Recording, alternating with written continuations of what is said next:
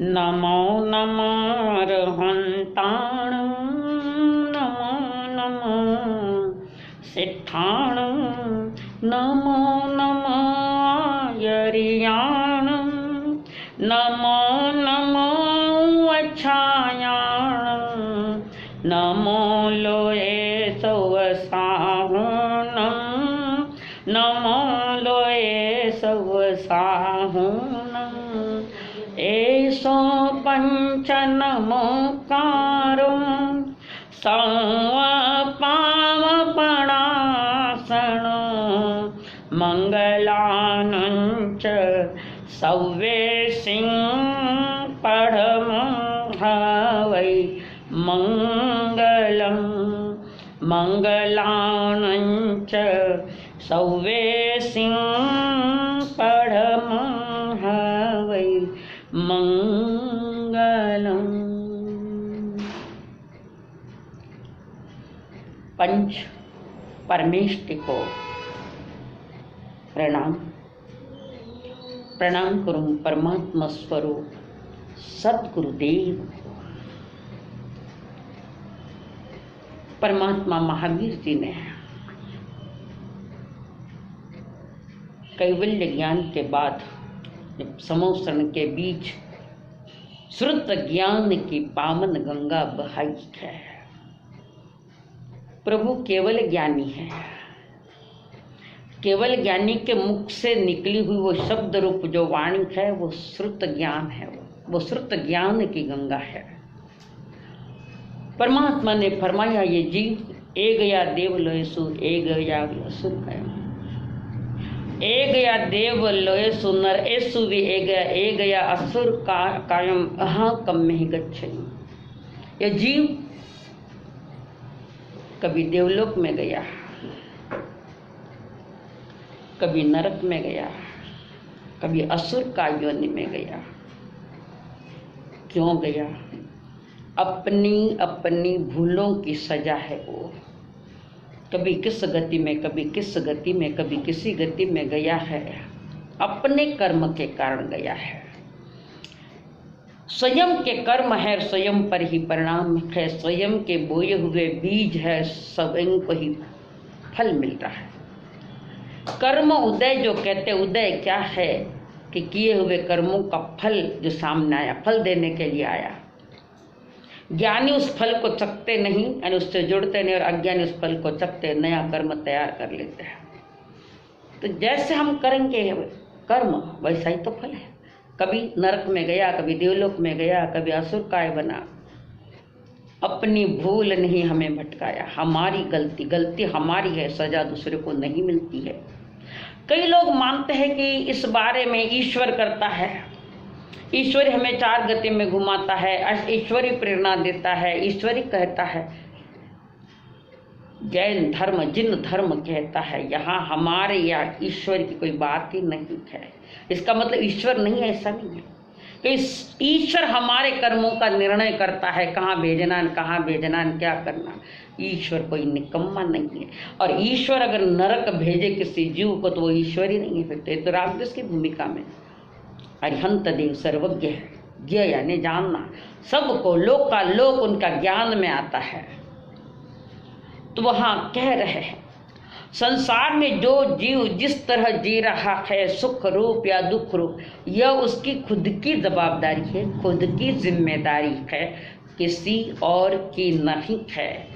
ईश्वर की जवाबदारी नहीं, परिजनों की भी जवाबदारी नहीं। हर जवाबदारी मेरी स्वयं की है। और वो जवाबदारी ये है कि हम परिणामों में जो क्लेश करते हैं, मोह माया करते, ये करना कर नहीं करना, इसके जवाबदार वो स्वयं जीव है। तो ज्ञानी जन पुनः कहते हैं स्वच्छा जाने कल्याणम स्वच्छा जाने पावगम उभयम पी जाने स्वच्छा जम क्षयम तम समाय। कल्याणकारी क्या है, अकल्याणकारी क्या है, वे बता रहे हैं। निर्णय तो आपका है। बता ये कल्याणकारी है, ये अकल्याणकारी, ये मंगलकारी है, ये अमंगलकारी है, ये पापकारी है, ये पुण्यकारी है। ये समझाने की जवाबदारी ईश्वर या देवगुरु धर्म के पास है। निर्णय हमारा होगा। ये लोकशाही धर्म है, हर इंसान अच्छे बुरे के लिए स्वयं जवाबदार होता है। पर ईश्वर क्या करता है? ईश्वर एक प्रकाश की तरह है, एक दर्पण की तरह है। प्रकाश का काम सभी और रोशनी बिखेरना, सूरज का काम चारों सभी और रोशनी बिखेरना है। समान रूप से रोशनी बिखरे हुए घर मकान के जितने जो जो द्वार उतना खुले है, उतना उतना प्रकाश भीतर आए। आप चाहो तो वस्तुओं को उसके प्रकाश में ले जाकर निहारे, समझे या समझ सको। समझना हमें है, निर्णय हमारा है। ईश्वर कोई मददगार नहीं करता, ईश्वर की कोई जबरदस्ती कोई मदद नहीं है। इसलिए कहते ना जम क्षेयम तम समारे, तुम्हें जो अच्छा लगे वो करो। ये शराब है और ये शरबत है, दोस्त ने बता दिया कौन सा ग्लास उठाना ये आपकी जवाबदारी है। एक तरफ जहर भी है, एक तरफ अमृत है। निर्णय आपका है कि ये लेना कि ये लेना है। ऐसे ज्ञानी जन कहते परिणामों को अच्छे करना या बिगाड़ना ये आपकी जवाबदारी है, ईश्वर की नहीं। ईश्वर तो एक प्रकाश की तरह, एक दर्पण की तरह है। तो जो वो प्रकाश सारे जहाँ जहाँ द्वार खुले हैं घर के, वहाँ वहाँ प्रकाश अपना रोशनी अपनी बिखेर देता है, हमें सारी चीज़ें प्रकाशित कर देगा। आगे पुरुषार्थ हमारा है कि ये जो विविध प्रकार के पदार्थ को जानना है, तो हमारी तरह कैसे जानना, क्या जानना, संसार को जानना, मोक्ष गति को जानना, वितराग मार्ग को जानना, रत्नत्रय को जानना, सबको जानना, छह द्रव्यों को जानना, सभी को जानना। आगम हमारे लिए एक दर्पण है, दर्पण में सब कुछ निहारा जाता है, सब कुछ दिखता है। दर्पण में चेहरे को निहार कर, दर्पण में चेहरे को निहारा है, चेहरा साफ किया जाता है। दर्पण चेहरा साफ नहीं करता। दर्पण तो दिखाता है कि कहाँ कहाँ धब्बे है, वो दर्पण दिखाता, दर्पण चेहरा काम नहीं करता, चेहरे साफ नहीं करता। दर्पण हमारे चेहरे को साफ नहीं करता है, वो तो बताता है कि कहाँ कहाँ डॉट्स है चेहरे पर, कहाँ कहाँ कुछ है। तो दर्पण चेहरा साफ नहीं करता है, वो तो सिर्फ बताता है, चेहरे को तो साफ हमको करना पड़ेगा। ईश्वर ये नहीं बताते कि अमुक चीज है या फलानी चीज है, वो प्रकाश की तरह हमें सारी चीजें प्रकाशित कर देगा। अब हमारी जवाबदारी है जो है इस सब को जाने, है ना, पदार्थ को जाने। 7 तत्व है, 9 पदार्थ है, 6 द्रव्य है, ये सब हमें जानना है। वो एक ईश्वर की तरह, दर्पण की तरह है। ईश्वर का काम इतना ही है कि हमारे कालिक यानी कर्मों के कालिक जो है उसको कैसे हटाना, कहाँ कहाँ है, कितना कितना, वेद सामने रख दिया, खुली किताब है उनकी, उन्होंने सामने बता दिया। हमारी उज्ज्वलता को दोनों को दर्पण की तरह दिखाता है। हमारे आत्मा में कहाँ कहाँ कर्मों के धब्बे लगे हैं, कहाँ कहाँ कर्म पड़े हैं, ये समझाने का काम ईश्वर करता है। जो प्रभु के मुख से निकली हुई जो जिन देशना है उसमें होता है। दर्पण के सामने जलती हुई अंगीठी भी रख दी और उसका प्रतिबिंब दर्पण में पड़ रहा है, पर वो दर्पण नहीं जला सकता, खत्म, वो प्रतिबिंब है उसका।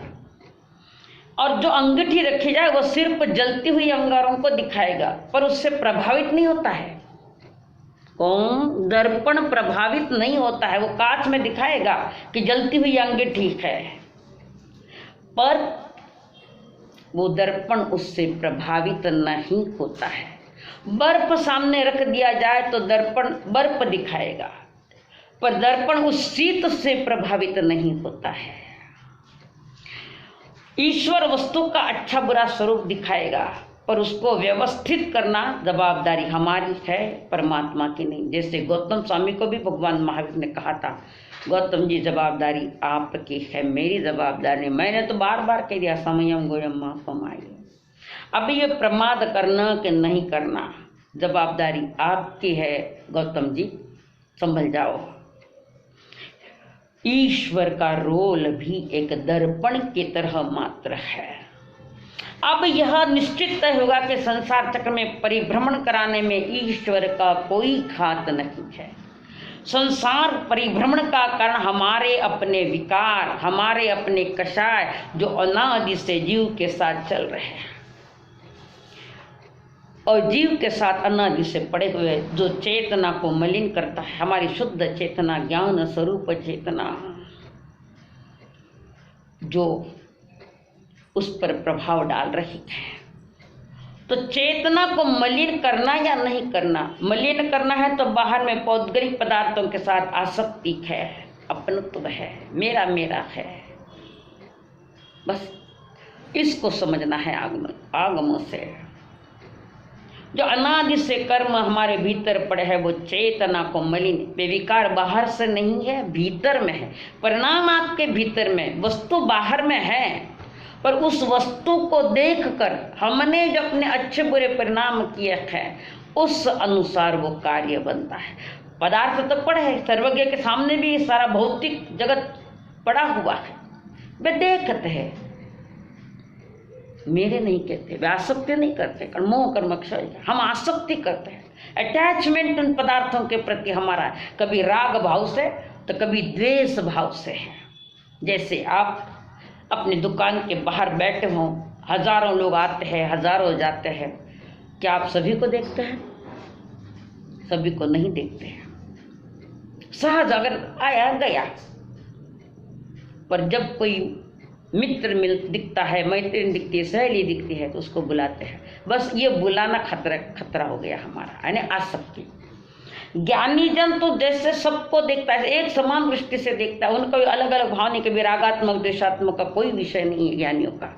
ज्ञानी सहज देखते हैं, है जा रहा है, सहज यानी उसके साथ जुड़े नहीं, वे जुड़े हुए हैं निज चेतना से, निज आत्मा से जुड़े हुए। तो बाहर कौन आया न कौन गया, इसका कोई लेना देना है। तो हमारे भीतर में जो विकार युक्त परिणाम है, वे परिणाम ही हमारा निर्णय कर रहे हैं कि हमारे परिणाम कहाँ ले जाने वाले हैं, कैसे ले जाने वाले हैं। परिणामों पर निर्भर है हमारा। विकार जो भीतर में पैदा हुए हैं, विकारों को बढ़ावा देने वाली मेरी आसक्ति है, मेरी अज्ञानता है, मेरी मिथ्या मान्यता है, मेरा अंधविश्वास है, मेरी झूठी धारणाएं है, मेरा अपना ये शरीर भी इन विकारों के आगे बढ़ाने में सहयोग कर रहा है। 5 इंद्रिय के विषय वे भी सहयोग कर रहे हैं, और मेरे अंदर जो विकार है वो मेरे द्वारा ही जनरेट हुए हैं, किसी और के द्वारा नहीं, मेरे ही द्वारा इकट्ठे किए गए। मैं विकारों से ग्रसित हूँ, तो मैं विकारों से जो ग्रसित हूँ, इसकी जिम्मेदारी किसकी है? कौन है इसका जवाबदार? मैं स्वयं, मेरी चेतना और मेरा ज्ञान। पर के प्रति अज्ञानता ही है, आसक्ति है, मोह है। बस हमारा सारा बिगाड़ वहाँ हो रहा है।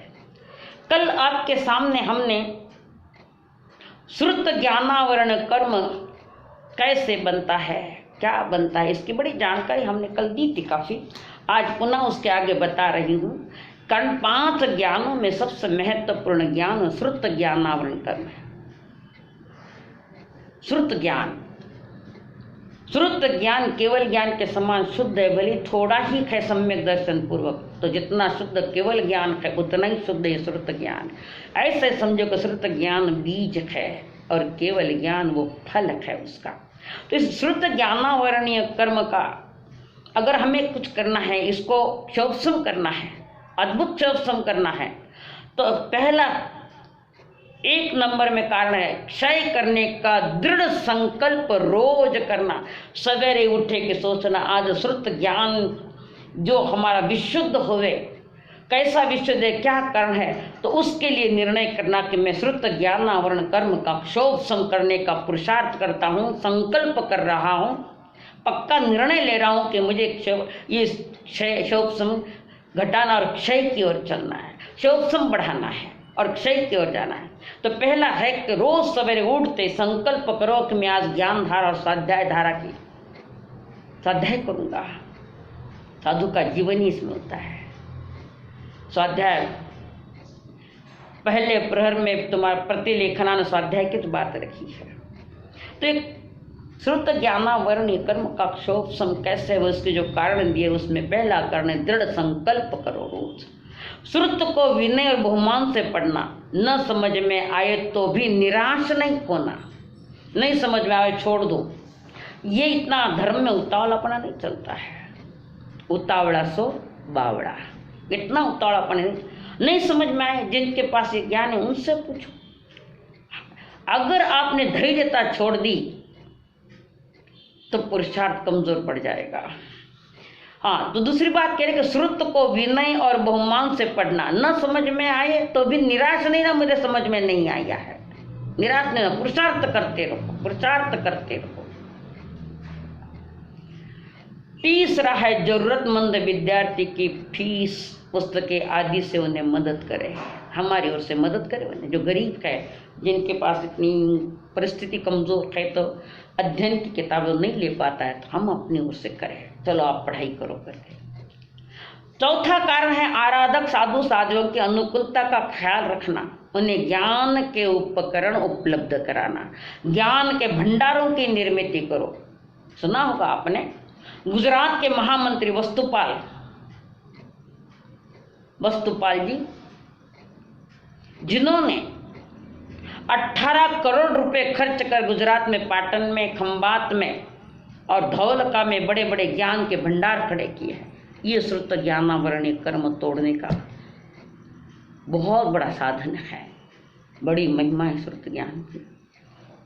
हमारे घर में, परिवार में, दूसरे कपट में कितनी ही किताबें भरी हुई होगी, पता नहीं वे पढ़ने योग्य है या नहीं है, पर शास्त्र की प्रतिकरण की किताब भी मिल गई तो मुश्किल है। न कोई शास्त्रों की गंध है।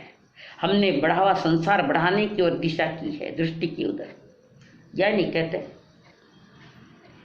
कि देखो वस्तुपाल जी ने 18 उस जमाने में 18 करोड़ रुपए खर्च किए हैं। आगे फरमा रहे, मालव देश के महामंत्री पेथर शाह ने धर्म घोष सुरेश्वर जी से विनय पूर्वक 11 अंग सुने। हमने कितने अंग सुने हैं? अंग सुनना अलग है, ढंग से सुनना अलग है। अंग तो सुन रहे, पढ़ रहे, शब्द जा रखे हैं, पर ज्ञानी कहते सुट्ठागमे अर्थागमे, वो अर्थ है, तत्वों से उसका निर्णय करो, सिद्धांतों से उसका निर्णय करो। जो शास्त्र आप आगम, जो शब्द रूप आगम है, उसको पढ़कर भाव रूप में परिणमित होना चाहिए।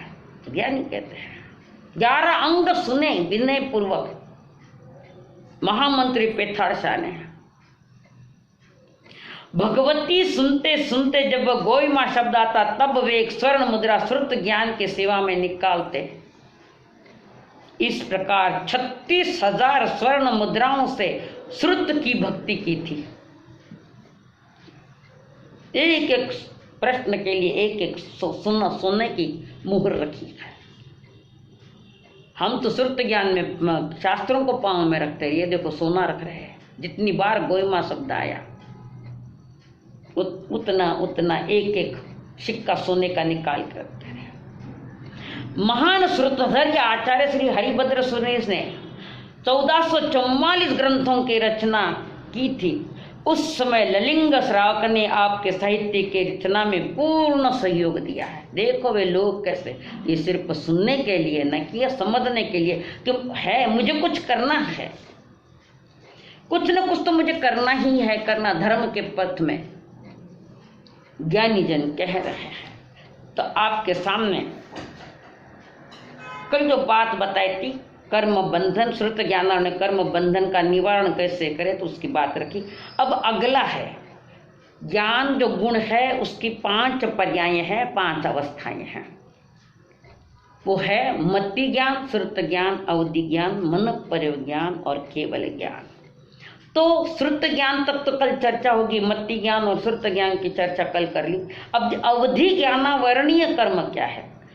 मन एवं इंद्रिय की सहायता बिना मात्र आत्मा से, मन इंद्रिय की सहायता बिना मात्र आत्मा से मूर्त पदार्थ को जानना।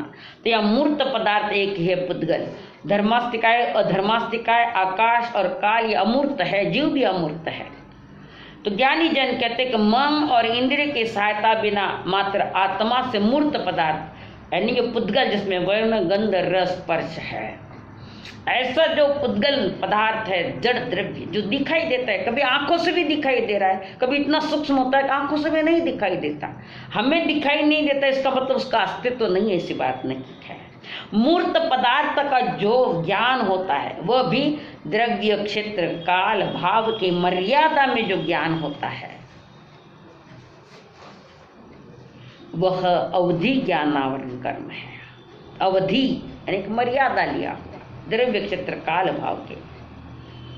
तो आत्मा की अतीन्द्र ज्ञान की शक्ति का पलाप करने से, उसके प्रति अश्रद्धा रखने से, अनर्थकारी कार्यों में समय बर्बाद करने से ये ऐसे कर्म बनते हैं। प्रभु फरमा रहे हैं कि अवधि ज्ञान का विषय 6 द्रव्य नहीं है, अवधि ज्ञान का विषय सिर्फ द्रव्य को जानता है, वो भी पूरा नहीं।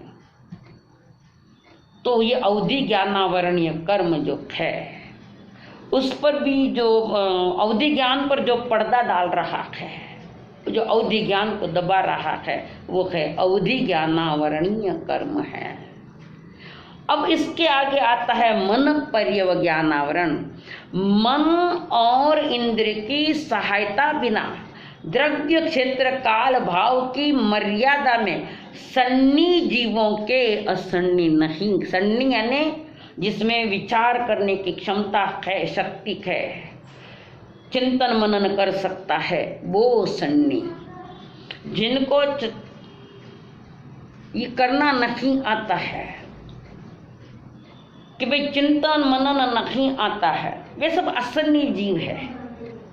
पर हमारे पास सन्नी मन मिला है जिसमें चिंतन मनन कर सकते हैं। ये होने के बाद अगर हमने सत्संग में वितराग वाणी सुनी है, उस पर चिंतन मनन अनुभवन कुछ नहीं करता है, तो समझना वो भी असन्नी जैसा है। भले ही जन्म सन्नी में है पर वो भी सुनने वाला मनन चिंतन नहीं करता है, तो वो भी असन्नी में कोई कमी नहीं, कोई कसर नहीं।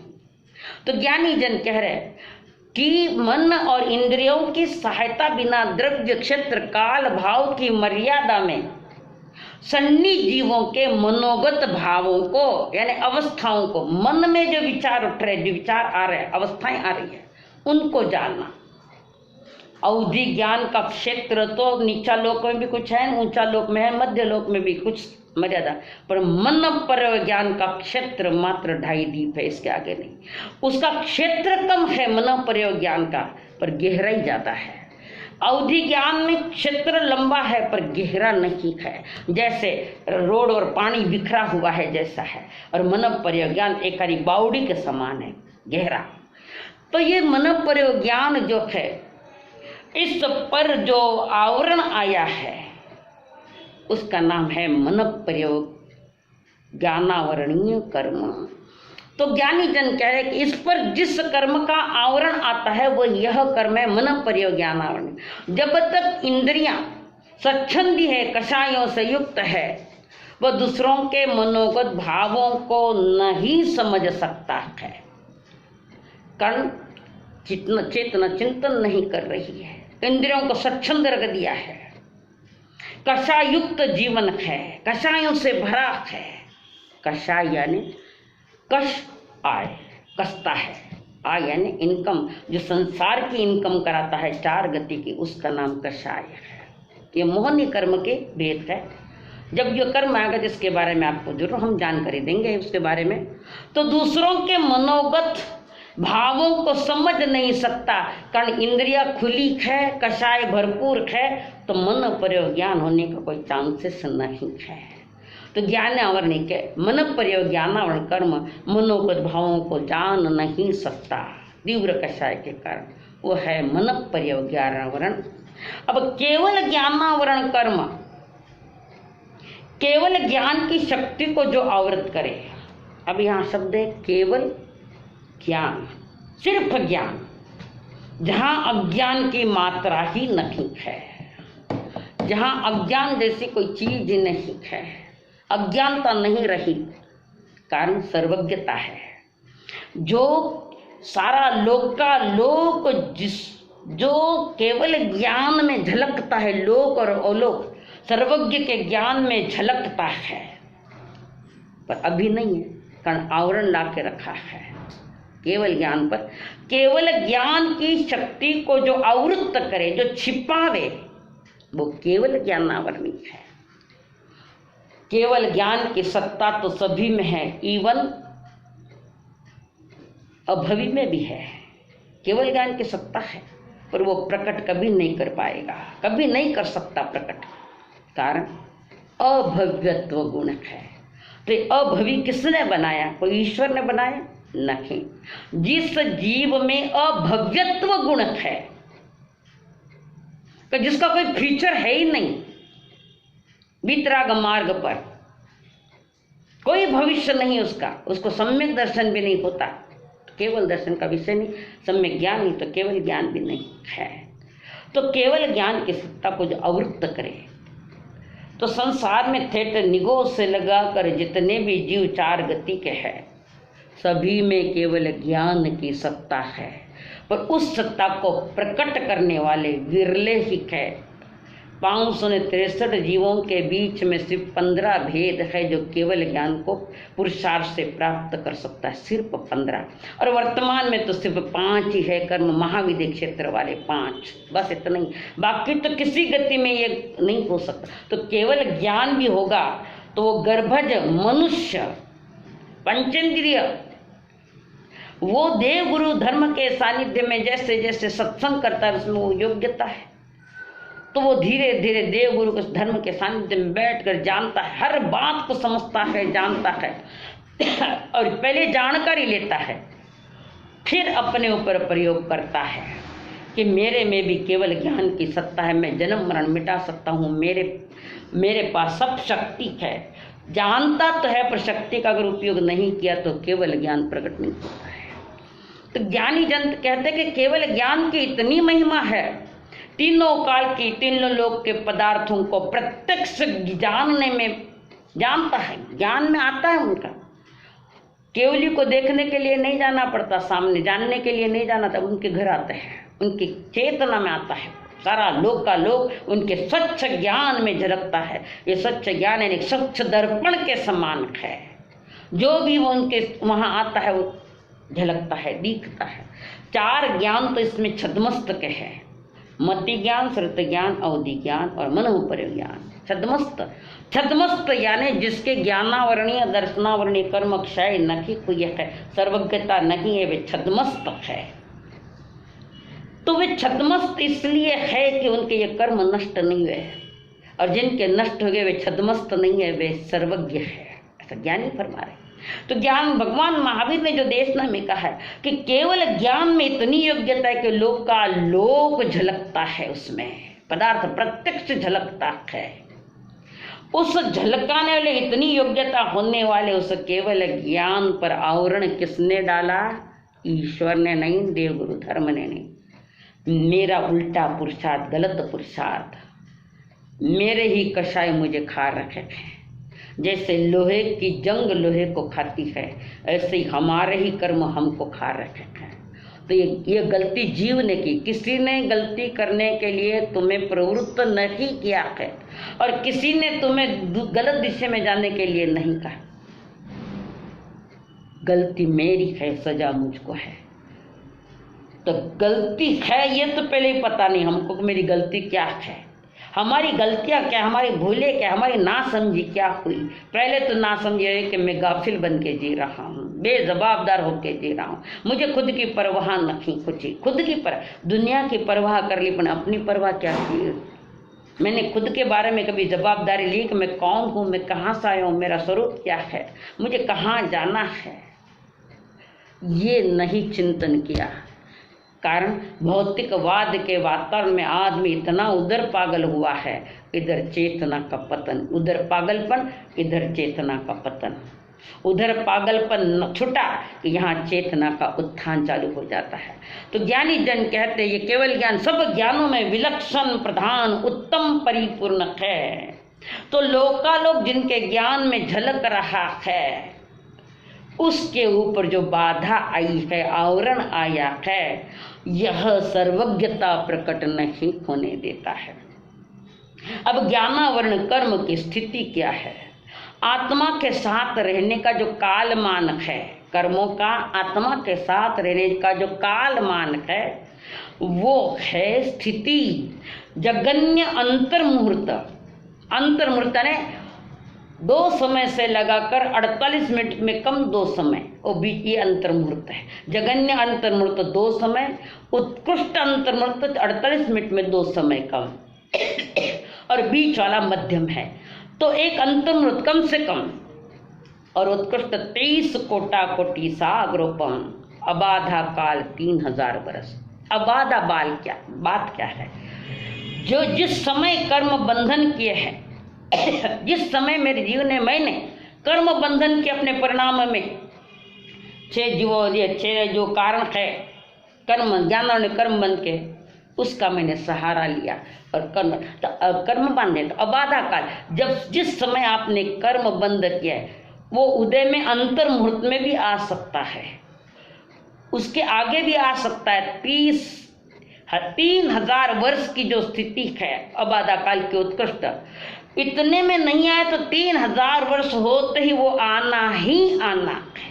बीच में इतना काल, वो इतना, तो जब तक बाधा नहीं पहुंचावे, बांधे हुए कर्म जो है वो जब तक हमें बाधा नहीं पहुंचावे, जब तक यानी अंतर मुहूर्त 30 कोटा कोटि सागरोपम, और जो अबाधा 3000, तो 3000 वर्ष तक अब बाधा नहीं पहुंचावे, यानी उदय में नहीं आवे, तो 3000 होते ही वो उदय में आना ही आना है। तो ज्ञान आवरण कर्म आत्मा के साथ। अब आप कहेंगे कि भाई 30 कोटा कोटि, हम तो अनादि से आए, और ये 30 कोटा कोटि कोई जीव ने 30 कोटा कोटि की स्थिति बांधी है, और वो 30 कोटा कोटि खत्म होने आई है। इसका मतलब जिस समय ये कर्म उदय में, तो नए कर्म तैयार नहीं किए क्या? जो प्रवाह बता दें कल बादलों का, ऐसा गोल चक्कर चलता है। ज्ञानी कहते हैं तुम्हारा वर्तमान सुधारो एक समय, तो सारी जिंदगी सुधार देगी। इसलिए प्रभु कह रहे समयम गोयम, माँ कमाइए। आपको भी ये संकेत है, यही इशारे हमने आपको किए हैं। यथा समय कल दर्शनावर्ण कर्म के बारे में चर्चा होगी।